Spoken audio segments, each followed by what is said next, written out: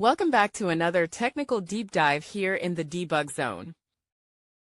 Today we're tackling a big question and breaking it down with insights from other users. Hopefully this clears up some misconceptions and helps you get the answer you need. So buckle up, stay a little curious, and let's jump right in.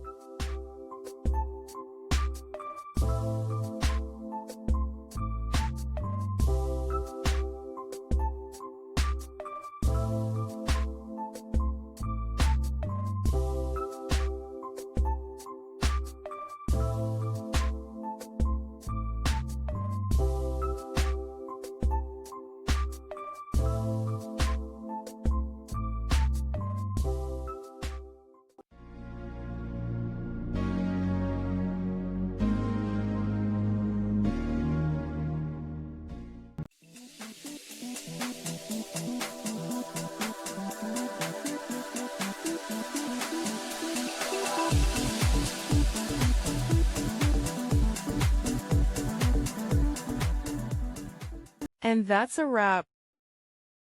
I hope you found the answer you were looking for. If you did, take a second to hit that subscribe button. It really helps out. And let me know in the comments which solution worked best for you. See you next time in the debug zone.